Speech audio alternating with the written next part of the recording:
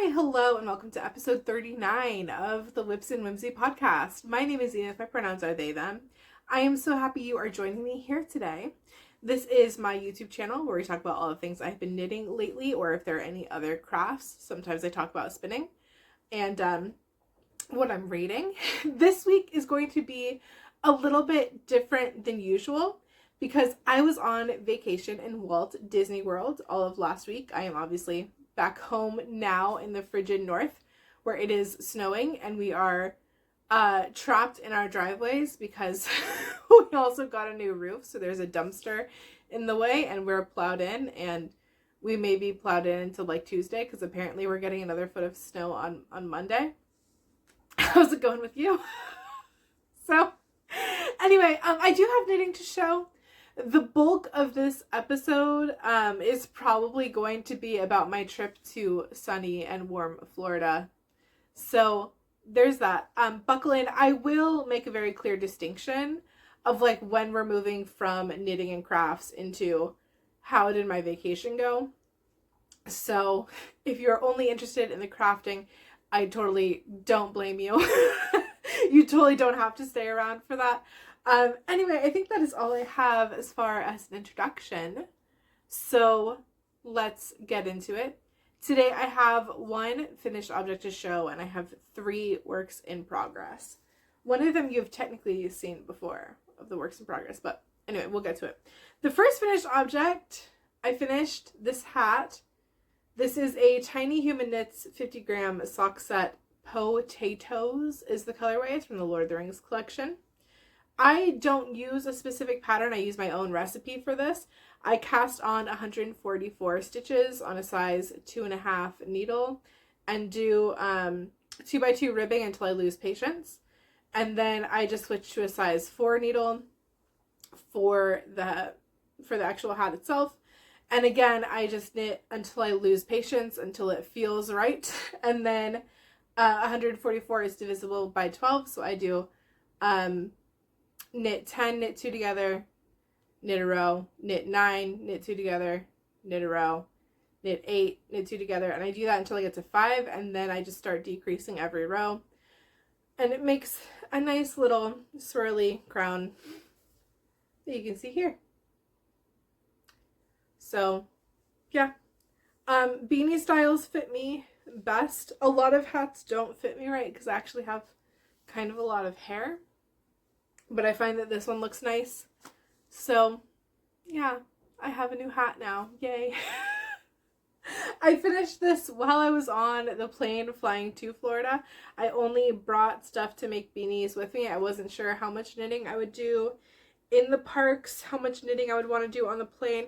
I actually was not planning to knit on the way down there. I was planning to read one of the books I got for my birthday, which is The Mask of Fear. It's a Star Wars book that kind of takes place like a couple years before Andor. It's kind of like leading up to it, and it follows, if you're familiar with Andor, it follows Mon Mothma and Bail Organa, and there's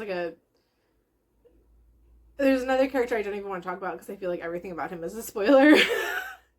But it follows like one of the characters is with Saw Gerrera. We'll say that. So it's kind of following like what Saw is up to, just as the Empire is starting to form. And I was planning to read that the whole way there and the whole way back, and I forgot that sometimes I get on planes and my mood just completely shifts and I want to do something else. So on the way down there, I wanted to knit basically from the time we took off to the time we landed. So yeah, I finished this one. I immediately cast on the next one, which is actually in my park bag. So it also has a hand sanitizer. I've taken all the other park stuff out of my bag, but this is my go-to travel bag. This is not a knitting bag. Everything that's in here will be taken out and put back into a project bag, but this is how it stayed with me for the week. And what I had hiding in there was this beanie. I got quite a bit of work done, I think, for, being in the parks for 12 hours a day. So yeah, I literally cast this on the plane. I finished this one and immediately started this one. The person sitting next to me on the flight was like, what just happened? It was great. This is Knit Picks Sandscapes in the color, I think it's the color Grounded. Let me see if I have the tag in here. And I don't have a tag with me. So, wait, yes I do. The color is Oasis. That makes way more sense than Grounded. But yeah, I like this. This is, I wanted to make socks with this, but it is a single ply yarn. So that was not going to work. So I pivoted. I made a beanie with it instead. I did buy 100 grams. So technically I have enough for 2 hats, but I don't know if I trust that this will be 2 hats. However, this color does go with this fiber right here. So what I might do is spin that up and then use some of that for like a brim, and then use the rest of this up in the hat itself. We'll see. I'm not stressed about it. I'm not worried about it. I am enjoying this yarn. It's really squishy. It's really soft. And people in the parks were like really excited that I was knitting in line, especially the first day when we were in Hollywood Studios. First of all, it was insane because it was President's Day. We made the choice to go to Disney when it was Valentine's Day on the 15th, which is when we flew in. Or no, Valentine's Day was the 14th. The 15th was when we flew in. The 16th was President's Day, and the 17th was Mardi Gras. And that was a choice we made in life. It was also Lunar New Year, and it was also an eclipse. Yeah, that was a decision we made. Anyway, people in Hollywood Studios really excited that I was knitting. There were like little girls behind us in line at one point who were like, "What are you making? Can I touch it?" I was like, "Oh my god, this is so cute." I did put stitch markers for each day. So the first day was the little bit I did on the plane and Hollywood Studios. The second day was what I did in Epcot. The third day is what I did in Magic Kingdom. I did like 2 rounds on our hotel / Disney Springs day. I was just wandering around doing other stuff instead. And then I forgot my necklace when we went to Disney Springs. And if I don't have my necklace on, I can't knit. Because this holds tension. I knit Portuguese style. However, I did knit on the airplane home. And because it was only 2 rounds, I didn't put in another marker. So this is mostly what I did on the plane yesterday. Yeah. I don't know when I'll work on this again. I'm not like super concerned with beanies. It's around, I have a feeling I'm going to keep it close by for when I have my accounting class on Monday.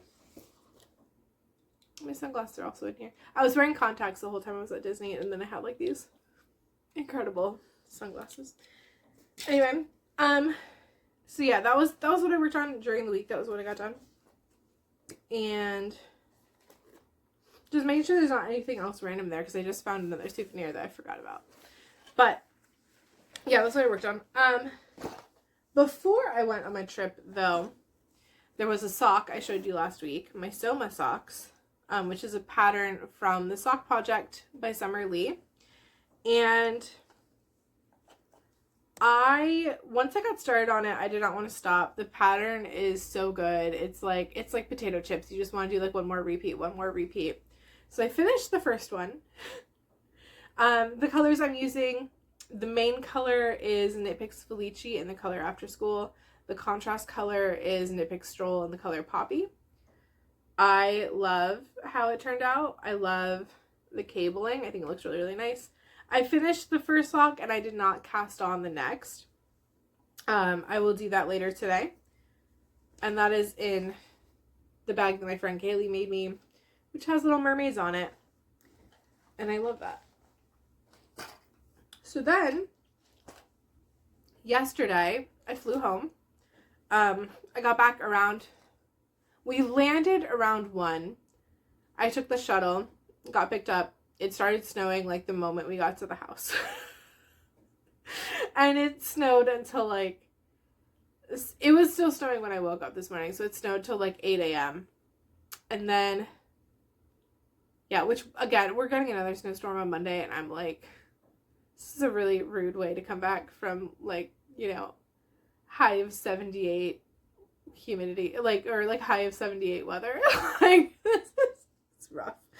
Anyway, I do like to cast on socks on Fridays, so even though I had like just, kind of gotten back, I did end up grabbing yarn from my bin and casting on another pair of socks. So you have technically seen this before. This is my olive juice sock.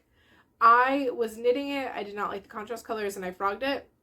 But it was still, I put it back in my little basket. My basket is looking a little bit sparse because we're at the end of the month. So I just cast it back on, and I have not used a contrast color yet, but I will be using this one, and it's going to look really, really nice. So yeah, I'm not sure if I'm going to keep them or if I'm going to give them away. I think what I'm going to do is wait until I'm in the foot and then see how I feel about them. If I still don't love them, I will just pick somebody to gift them to, and it will not be a big deal. Or I might keep them, like, who knows. This one is my standard, my personal standard vanilla pattern, which is I cast on 56 stitches onto size 1.5 flexi flips. I knit 10 rounds of 2x2 ribbing, and then I knit 30 rounds for the leg. I do a slip stitch heel, however many rounds I need for the foot, and a square toe. If I'm using contrast for the toe, I usually switch that 5 rows before I start decreasing. That's what works for me. That's how I like to do it. So yeah, that's all of my knitting for the week. Yeah, I really enjoyed knitting in the parks. It was really fun to like walk and knit at the same time because like I know that that's the thing I can do. Most people have never seen someone do that before, and so there are people just like I was like blowing people's minds in line as I just like continued walking forward and like, doing my thing, and people were like, wow, which is kind of fun. So yeah, anyway, that again, that's all the knitting. If that is all you were here for, thank you so much for being here. Otherwise, we're gonna talk about Disney for the rest of this episode and how my vacation went. Overall, it was good. There was one thing that was kind of like the most awful thing ever. And we'll get to that. It's so absurd because it's so like, on the one hand, it's incredibly predictable. If you've heard any of the criticism about Disney, it is like the most predictable thing you could ever hear. But it's also like so antithetical to everything Disney stands for, or like is supposed to stand for, that it's also just like really funny.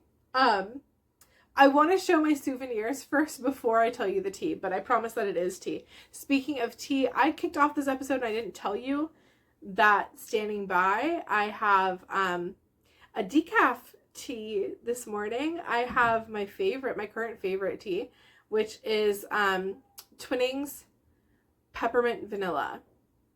And speaking of all things Disney, they have a Twinings store in the UK Pavilion in Epcot. And I went there knowing that they sell custom tea chests for like $25. You can fill them with Twinings tea. And I don't like 98% of the tea from Twinings. I don't like it. Like, I actively dislike it, will not drink it, will dump it down the sink. Don't think it's good. Their peppermint vanilla is incredibly good. So I went in there and I was like, oh God, oh God, oh God. And that's the only flavor they did not have. And I was like, I don't have to spend any money in the Twinings store today because I'm not getting a tea chest filled with tea I'm not going to drink. So I won. And now I'm home and reunited with my tea. The whole flight home, I was like, I can't wait to make peppermint vanilla tea. It tastes like gentle candy canes. Because you know how like candy canes are like really strong peppermint and like a tiny bit of vanilla? This is like if you put equal peppermint and vanilla into a tea. So good. Anyway, souvenirs. So Disney missed with their souvenir game. I'm just going to start there. I can be kind of consumeristic. If you've ever seen my fall yarn hauls, you know. When I spend money, I spend money. Most of the time I just don't spend money. So, and I know this about myself. So I had budgeted kind of a significant amount because I was worried that I would be in like a really like stimulated environment and I would be like, I'm a princess and I want all of the things, and I would just buy everything.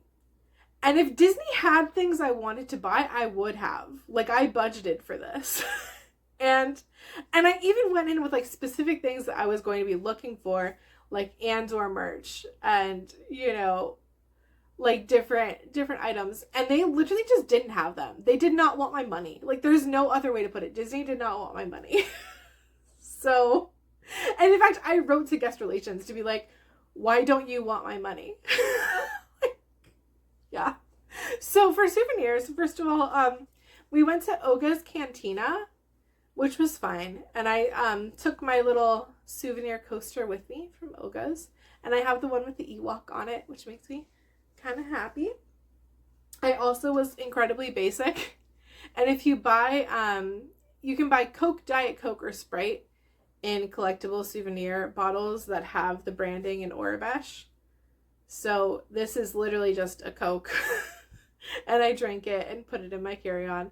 And I think I might store yarn ends in here, or make like a magic... no, I can't do that. I was going to say make a magic ball, but it has to go through the top, which is just small. So that would not work.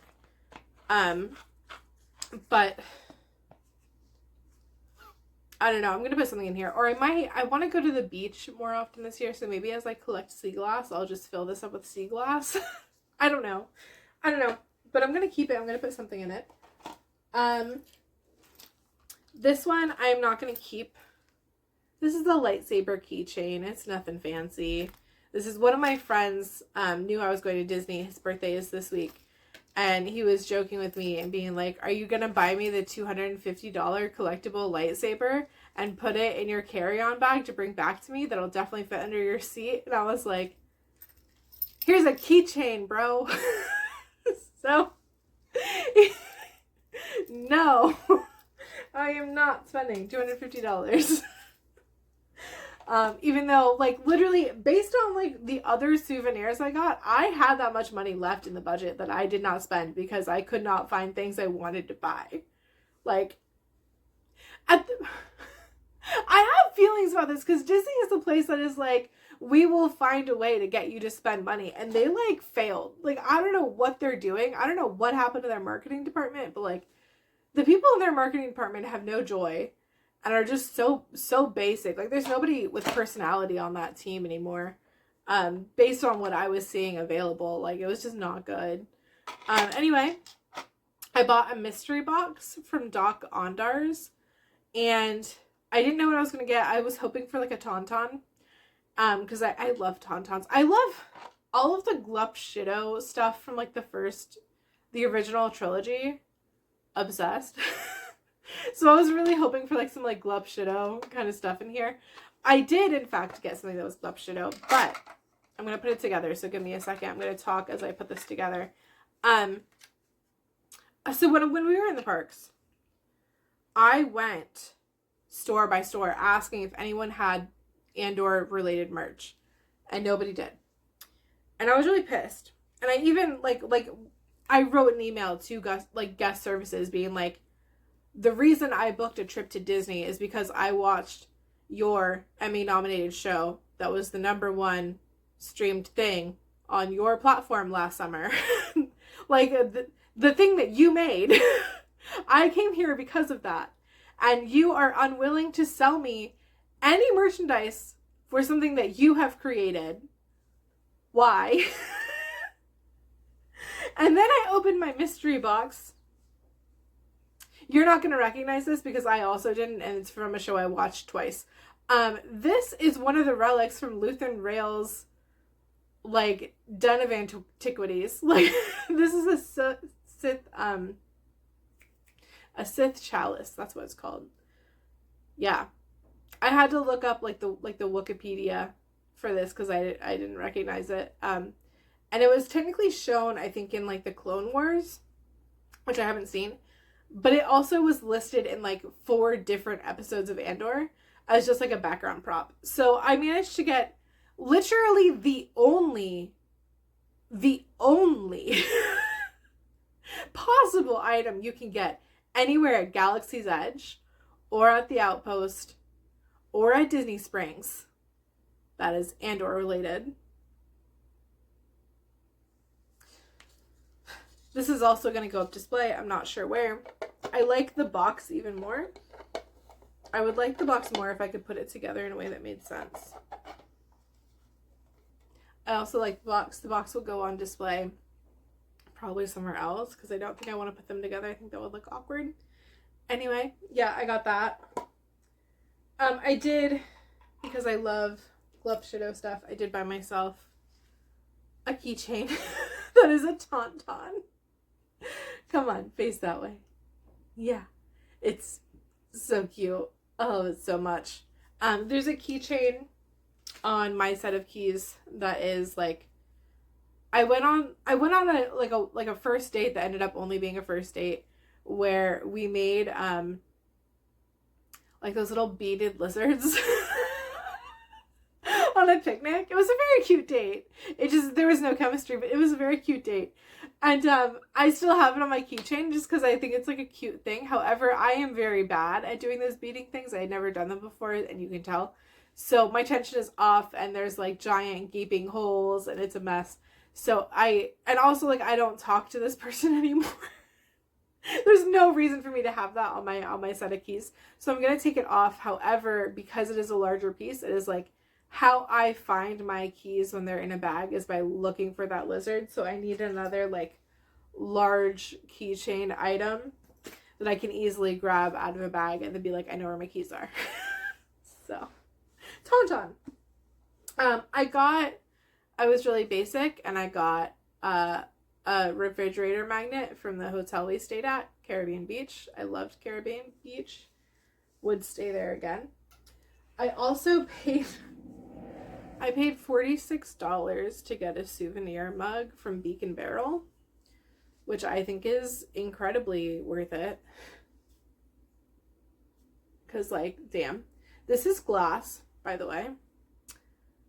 Beacon Barrel, incredibly, incredibly cool. The drink that came inside this mug, not good. Tasted like cough syrup. I was really annoyed because I don't drink very often. However, when I do, I'm a rum girly. There's actually a rum distillery in my hometown. And, like, also I'm from Florida. So, like, rum. Rum is, like, the default, right? Like, if you're messing up a spiced rum, like, what are you doing? And they have managed that. So I drank less than a quarter of my $46 cocktail because it was not good. The last two things I got are so basic. I got the reusable cup because it has all the characters on it. I will use this just to go around my house. I will use this just to, like, go on a morning hike. Yep. This cup. And then I also got the matching not matching popcorn bucket. If I knew this was going to be blue, I would have gotten a blue lid. Anyway, this is a popcorn bucket. I bought it on the last day of being in the park, so I didn't even get, like, good popcorn refills out of it. I just think it's cute. I might put popcorn in it when I'm at my house and then just eat popcorn. Or I might fill it with yarn. Oh, this one I'm going to use for a yarn bowl. I'm not drinking out of this. It says it's dishwasher safe. That's fine. I'm not putting it in a dishwasher. Nope. It's really, really nice. I'm going to make a magic knot ball. Probably for my northeasterly blanket. Possibly for when I make tiny pigs all the time. And I'm just going to leave it inside of here. And that's going to be my yarn bowl. Yeah. That is my souvenirs. I'm going to take a quick hydration break. And now we're going to talk about cons and pros. And we're going to do it in that order. Because I don't want to end my video on a negative Nancy note. And some of the cons are crazy. Disney canceled my birthday party and didn't tell me until I showed up with my entire birthday party including multiple people who had driven over 3 hours to be there, and my mom, who is blind and deaf. Also, I have a milk allergy. So, like, I need to know what a menu looks like in advance, because there are restaurants I can eat literally nothing at and cannot, like, scrambling last minute is just not a good situation for my crew or for myself. And I had made a reservation over 2 months in advance at Haleo in Disney Springs. They can eat my entire ass with a spoon. They did not contact me in advance, and they had booked the entire restaurant for an AI developer instead. And they had no way to compensate me for like any of this last minute anxiety. And it was sucked. And I am not somebody who like complains like that. But I think I have entered my Karen era because of this. Because I showed up to my birthday party and was turned away at the door. And I had specifically said in my reservation, like, this is my birthday party. So, yeah. I have written reviews all over the internet about them. I have contacted their corporate. I have contacted Disney Dining. Oh, here's the other thing. When you make a reservation in Disney Springs at a nice restaurant like Haleo, and you don't show up for your reservation, you get charged a $60 fee. And they canceled me. They canceled my reservation. They did not tell Disney. And so they were still planning to charge me $60 for not showing up to a reservation that I went to. That they refused to honor. Yeah. So I got to tell Disney that Haleo is a fucking fraud. That happened. That is a real thing that happened to me this week.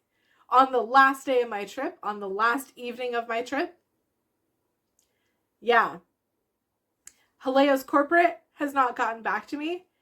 Disney had nothing to say other than, oh, that sucks. I'm so sorry that didn't work out well for you. TripAdvisor, I think, hasn't even posted my review, which is crazy because they have the screenshot of, like, the reservation still being open. Like, yeah. Even my travel agent was just kind of like, oh, that sucks. I'm like, are you joking? We ended up having a really lovely time going to like the next restaurant over, Summer House on the Lake. They were able to seat us immediately, thank God, because it was at the dinner rush. And we had a large party for a birthday, and it really could have gone either way. And if I had not been able to get another reservation, I would have lost my mind. Like, I'm already clearly really pissed about it, because what the fuck? But, like, if I had not been able to salvage the evening, you would have never stopped hearing about it. Never. So anyway, we went to the Summer House on the Lake for my birthday party, and it was really, really lovely. I got steak and I got a free cookie because they have a cookie bar there.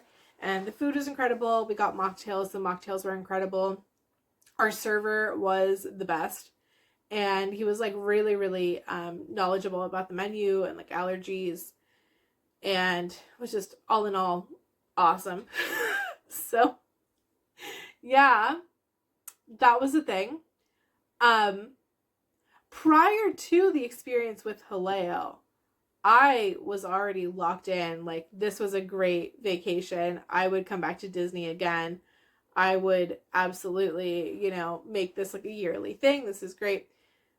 But then not only did, like, Haleo suck, also, like,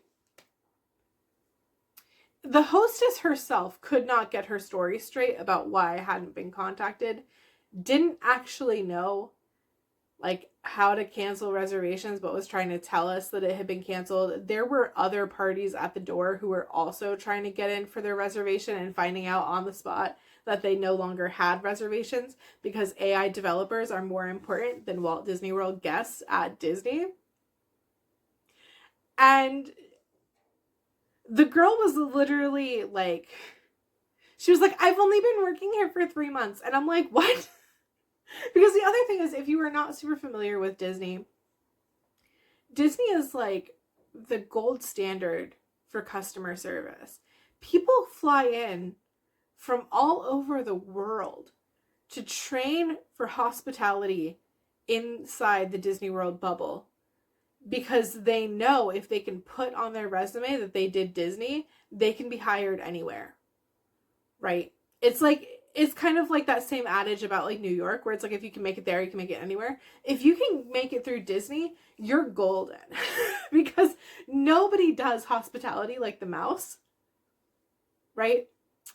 And then they just have like some random like 20-year-old girl who like had no idea what to do with the fact that she had to like turn away a birthday party that was booked before this bullshit AI developer booked it, because they had booked their event 4 days prior, and she was trying to hide that it was 4 days prior, and then she was like telling on herself as she was changing her story. Yeah, I'm mad. And because of that situation, and because like there was, nobody did anything about this. Like, she tried to give me a $10 off coupon. I was like, I'm flying to Massachusetts at 10 in the morning. And then she called me and was like, we can have you guys all, eat free at the restaurant tomorrow. And I'm like, that doesn't help me if I'm in Massachusetts. Like, are you going to give me Disney gift cards? Are you going to call Summer House on the Lake and tell them to bill you instead of us? Because like that would have been acceptable. That would make sense, actually. If we were there and like our reservation was canceled and she was like, I'm going to call around to another restaurant, get a reservation for you guys and make sure that dinner is comped, I would have been like, incredible. I love Disney. No, they were just like, go fuck yourself. Sucks to suck. So, yeah. And Disney did even less. Disney was just kind of like, your feedback will be sent to our managers. I'm like, really? Like, okay. So now I don't know if I want to go back to Disney. Because even though the rest of my vacation was pretty good, that was nonsense. That was complete nonsense. So, yeah, I'm going to drink more tea. The other kind of negative thing about Disney, we talked about the souvenirs. The souvenir game, not good. Like, they should have been able to sell me $300 to $500 worth of merch. Easy. That I was prepared to spend. Because I planned this trip last June, right? Like, I had the budget. I had planned for this. They failed.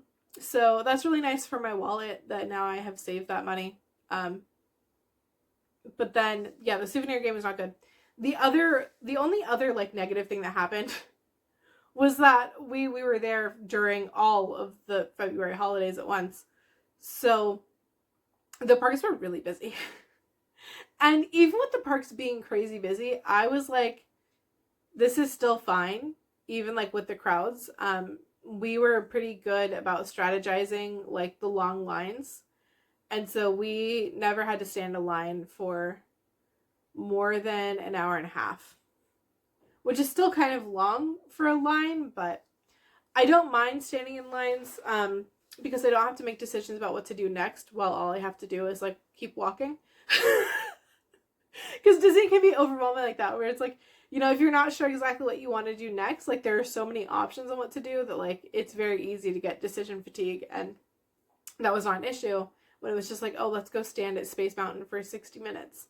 Let's go stand at Rise of the Resistance for 60 minutes. We rope dropped Hollywood Studios to do Rise of the Resistance before the line got to the 2-hour mark. Because we knew. Anyway, those are my negatives. Everything else was positive. Our hotel was awesome. I loved it so much. It was very spread out. It was very quiet. We stayed at Caribbean Beach. I have a suspicion that Disney does its best to book adults who are there without children at Caribbean Beach, because nothing about that hotel is really like kid friendly. It's kind of like old people friendly. which is fine by me because I don't have kids and I don't necessarily want screaming kids outside of my hotel room at 2 a.m. And we had a very chill time. I really liked the hotel. The food was good. The coffee was mediocre, but that's fine. It was very easy to get around. Our hotel was the building next to Old Port Royal, so that was really convenient. That was like the main hub, and then because like all the hotel buildings are like super spread out, it's like an apartment complex almost. We were about equal distant from either of the Skyliner hubs. Taking the Skyliner was incredible. There was like no line for that. We were doing great. It was also, I don't know, it was nice to people watch. The restaurant there, Sebastian's Bistro, the food is so good. That is a hidden gem. If you're a Disney person, you haven't gone to Sebastian's Bistro, you should. It's all you can eat, but it's served family style. $40 a person. We had steak, we had chicken, we had fish, we had pork. We had, oh my god, the roast pork was so good. The cilantro rice, plantains, roasted vegetables, pineapple coconut bread pudding. That was so good. They also had rolls with guava butter. They also had a salad that had like a pineapple lime dressing on it. Oh my god, it was incredible. So good.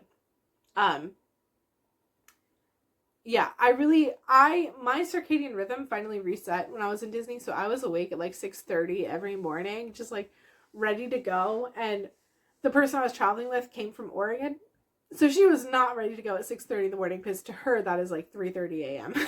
So, excuse me. So she would stay in the room, which is good because I require a lot of alone time, and I got slightly less alone time than I would have liked on this trip, which was fine. But yeah, so she would stay in the room and sleep in. I would like go walk around at like, 6:30, 7 in the morning and just kind of people watch and just like sit on a bench and knit and like watch people like running the little lake that they have and just kind of, get my coffee and very slowly drink it and then like be ready for the day. And that was great. It was so nice to have a chill experience and a chill morning prior to getting into the parks and like all the madness and all the crowds and people everywhere and children walking in front of you, and like Disney can be a lot. But it was very calm at the hotel, so that was really, really nice. The Skyliner was really nice. And then my very favorite thing that happened on the whole trip, when we were in Galaxy's Edge, the cast members working Galaxy's Edge collectively are, in my opinion, the best cast members in the park. Like in any of the parks. By far. And maybe it's just because like it's very Star Wars themed and I had my Star Wars earrings and I have a lightsaber hair stick that I was using. And it might have been those two things. Yeah, so I was like kind of like downplaying the Star Wars almost. Like I had the hair stick, I had the earrings, and then I just had like a plaid shirt on and like a jumpsuit. So they clocked it. They were like, "Oh, you're Star Wars bitches. We're gonna be Star Wars bitches together." And I had my little birthday pin, my like happy birthday Zenith. And so yeah, they were like they were like losing their minds over me, and I was losing my mind over them. And just it was so good. But my very favorite part, when we were in line for Smuggler's Run, which is it's a ride, but it's also interactable, like a game, where like depending on like what you're doing, and like you can either be a pilot, you can be an engineer, or you can be a gunner, and depending on like how you shoot or how you steer the plane or like what you do as an engineer, it affects what happens in the ride. And so they have to like tell you, like before you get on the ride, like you have to be told like this is the position that you're going to be, this is what you're going to do, this is how your controls work. And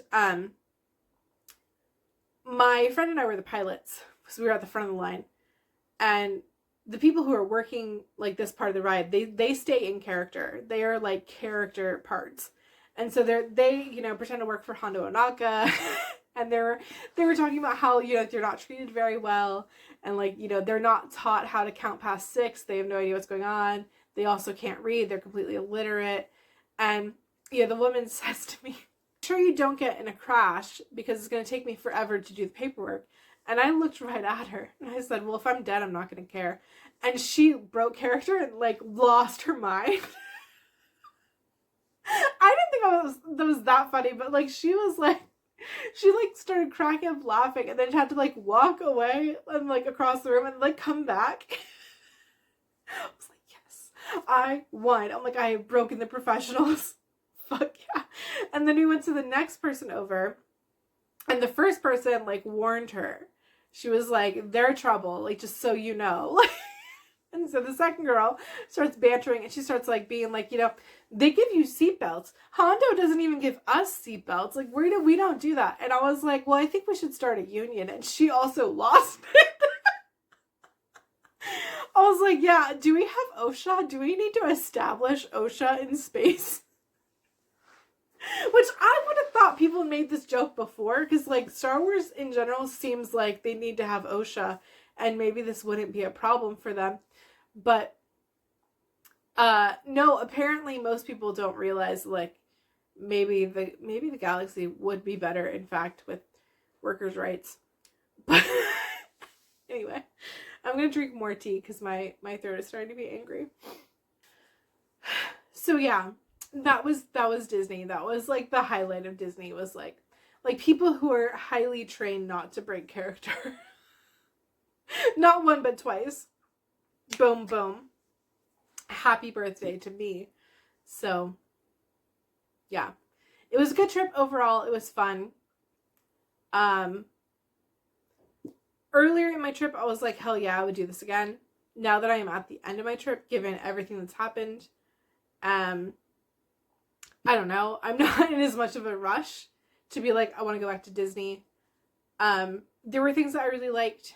There were things I obviously did not like. Yeah, I also, oh my god, this is completely random, but the soap in the hotels was so good. I almost stole like the full-size bottle of lotion and hand soap. And I might go back just to do that again. Yeah, I do think I like going on vacation. This was my first vacation as an adult ever. This is my first time like even like staying in a hotel as an adult. So now I think what I want to do in general is just travel more. The thing that I liked about staying in the Disney bubble is that everybody there is either an employee or a tourist. And so I didn't feel like I was in anyone's way. I didn't feel like there was pressure to like, get out of the way of the locals, or that I was like taking up space from the locals, anything like that, which is, I grew up in tourist cities, tourist towns. Like when I lived in Florida, our population would literally triple from like October to January, triple. And so I'm very aware of like how annoyed the locals get when you're just being a tourist and you're in everyone's way and you're taking up resources, and now suddenly you have to wait 30 minutes to get dinner, or like go to dinner at a different time because you can't get a table at a restaurant that you can usually always get seated immediately and have great service. So that's not necessarily a problem at Disney because literally everyone is tourist. So now I almost want to research and find other places that are like genuine tourist traps. Like only the tourists are here and I could just be a tourist and not have to worry about it. I'm thinking about that. I'm thinking about some other things. We'll see what ends up happening. I don't know how much of a budget I actually have for just being a shameless tourist and traveling everywhere. But I think I want to do more traveling. I think I need to get my passport, actually. Because I'm thinking about it, and I'm like, I think what I actually want is, like, a cruise. But I don't have a passport, so maybe I'll do that. Maybe that's what I'll work on next. Anyway, the first step, obviously, is getting out of my driveway, and then maybe a passport. Anyway, this was a really long episode that mostly wasn't even about, not even about knitting. So, if you watched to the end, thank you so much. I appreciate you. I hope you have a wonderful and magical and whimsical week. and I will see you next time. Bye.